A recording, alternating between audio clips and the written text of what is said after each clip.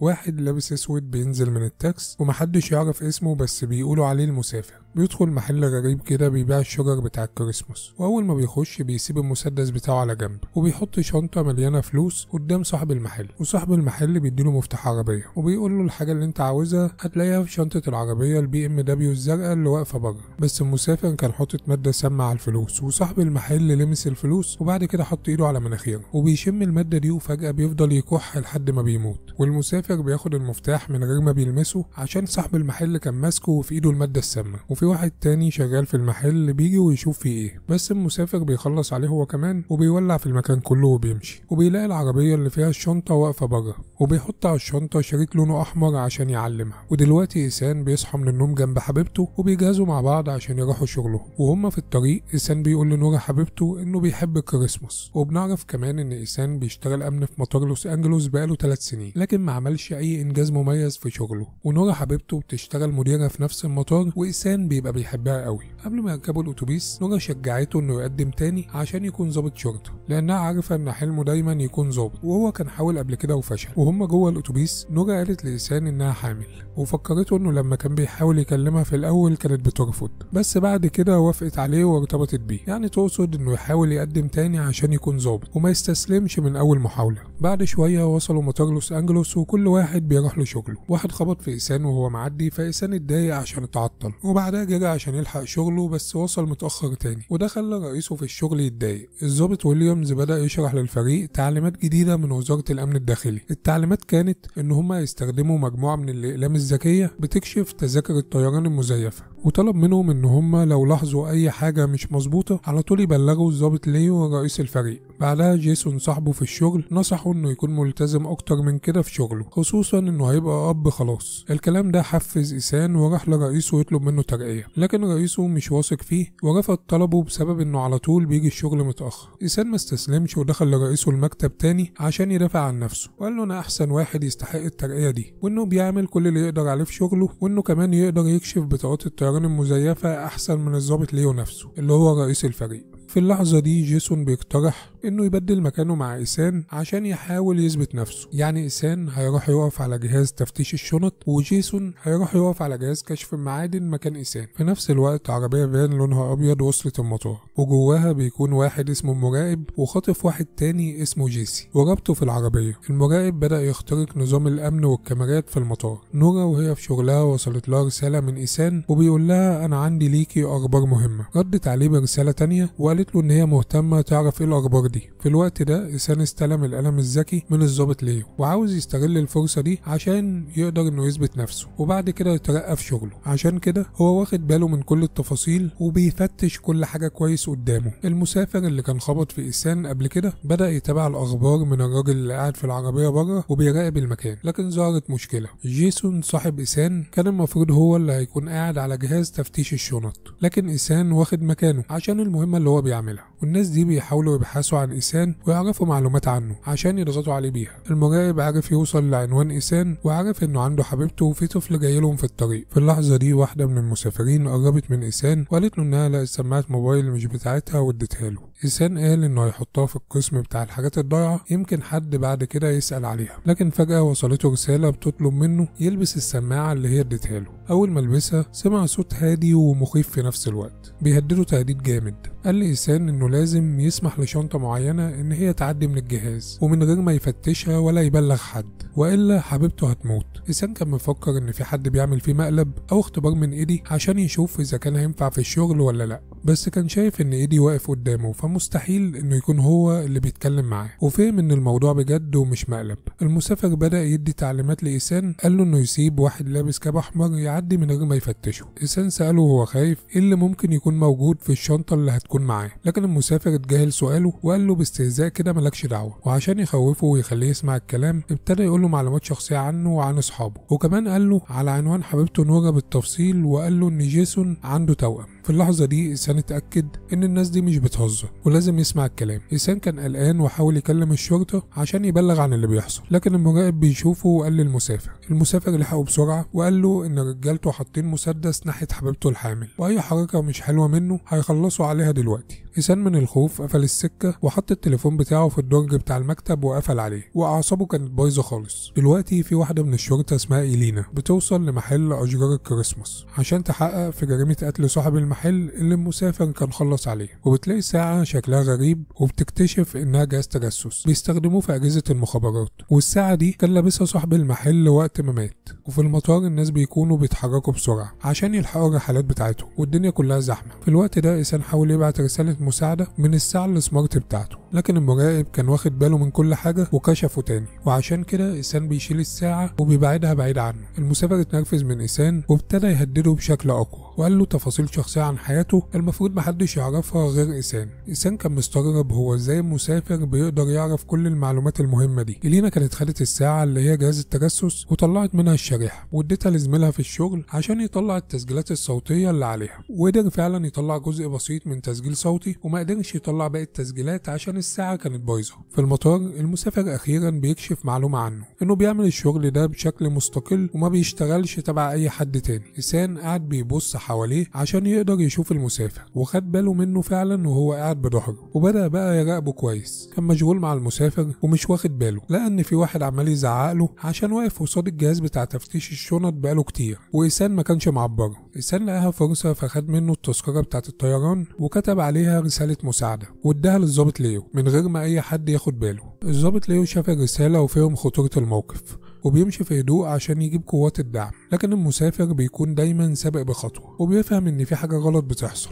قبل ما الضابط ليو يلحق يعمل حاجة المسافر بيحقنه بمادة بتسبب له أزمة قلبية وبيخلص عليه. المسافر ظهر لإيسان بشكله وابتدى يتكلم معاه بأسلوب أقوى وقال له لو عملت أي حاجة تانية رجالته هيخلصوا على نور حبيبتك، وإن اتفقنا زي ما هو إن إيسان يسيب له الشنطة تعدي من التفتيش. إيسان رجع لمكانه لكنه اتفاجئ إن رئيسه في الشغل نقله فجأة للمكان بتاعه الأصلي عند جهاز كشف المعادن، وده بيلخبط الخطة بتاعة المسافر، وعشان كده بيهدد إيسان وبيقوله لو مرجعش عند جهاز تفتيش الشنط تاني إنه ما يلومش أي حد تاني إلا نفسه، عشان ساعتها هيخلص على حبيبته نورة والطفل اللي في بطنها. أول حاجة سرق شوية مشروبات كحولية من السوبر ماركت اللي موجود في المطار وخلط المشروبات دي مع القهوة وراح لجيسون وبدل المشروب بتاعه، وبعد شوية مدير جيسون شم ريحة الكحول ومشاه على طول من مكانه. جيسون وهو ماشي بص لإيسان وبيبان عليه إنه فاهم إن إيسان هو اللي عمل فيه كده، وإيسان بالشكل ده بيقدر يحل المشكلة ويرجع لمكانه تاني. وبيجي الشخص اللي لابس الكاب الأحمر ومعاه الشنطة، وأول ما الشنطة بتعدي على الجهاز إيسان بيكتشف إن هي قنبلة وفيها غاز سام. كان بيفكر إنه يبلغ بس في الآخر خلى الشنطة تعدي من غير ما يلفت الانتباه.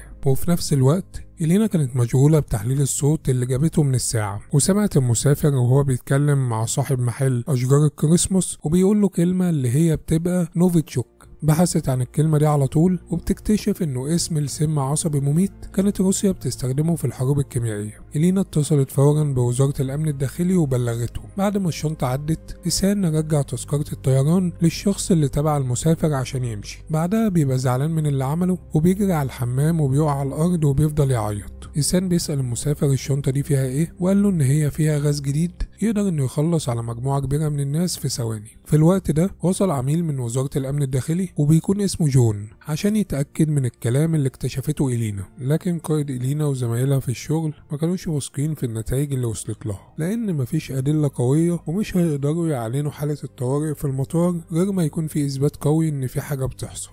بس زميل إلينا بيقطع كلامهم وبيقول ان في واحد شغال جوه المطار اسمه إيسان كان اتصل بالشرطة وبلغ. إيسان قابل نورة حبيبته وكانوا قاعدين بيتكلموا. هي كانت عاوزة تفهم هو مخبي عليها ايه. إيسان قال لها انه ترقى في شغله، لكن نورة ما كانتش مبسوطة لانها عارفة ان ده مش هيخليه سعيد.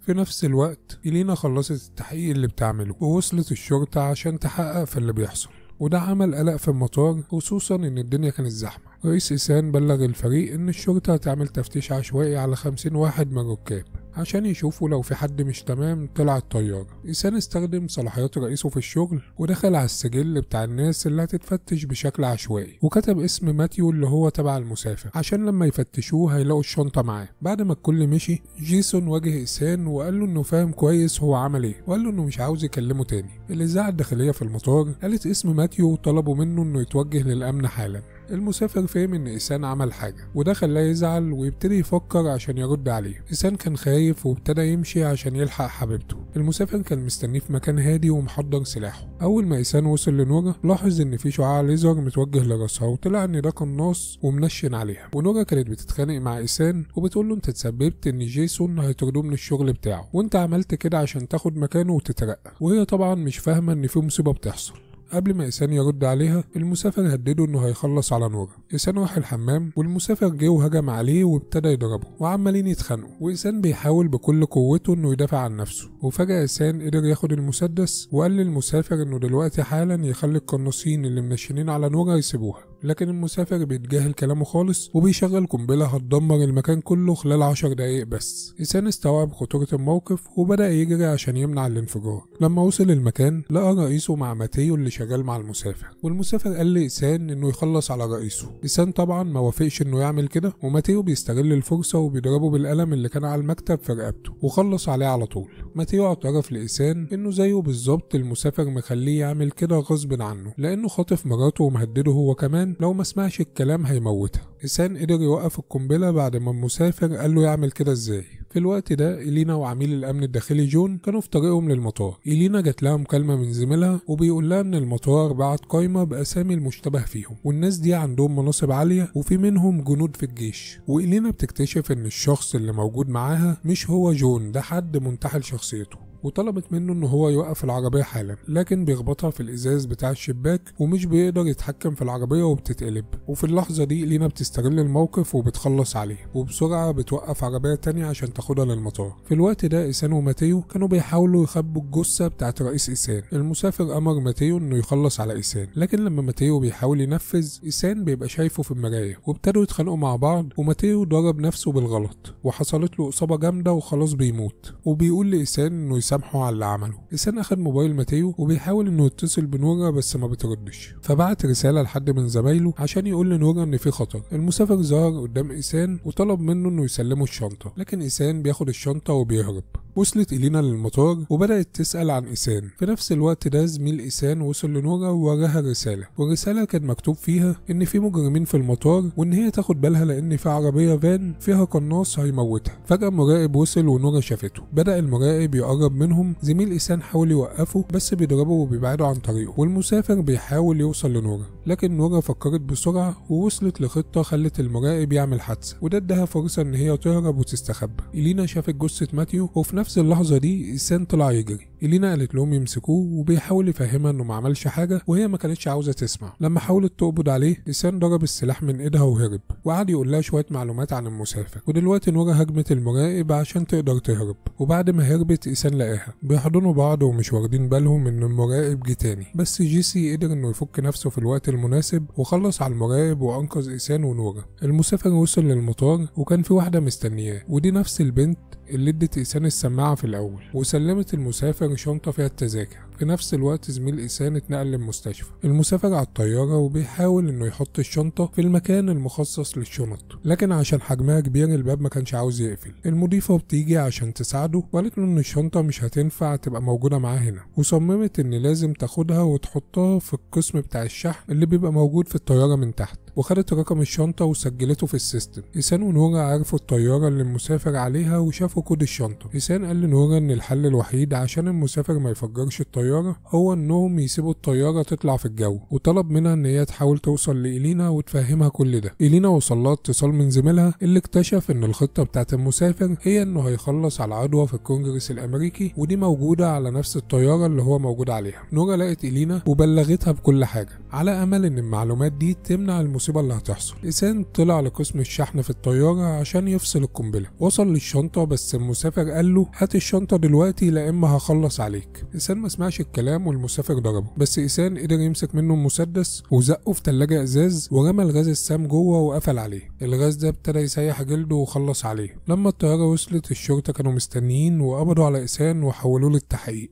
لكن إلينا جات له وقالت له انه اتصرف بشجاعة. بعد سنة إيسان كان عايش حياة مستقرة وسعيدة مع نورا وهم بيربوا ابنهم. كمان إيسان وجيسون اتصالحوا عشان الموقف اللي كان حصل ما بينهم قبل كده. وبيخلص ملخص الفيلم. اعمل لايك وكومنت للفيديو واشترك في القناة، واحلى سلام عليك يا بشواتي.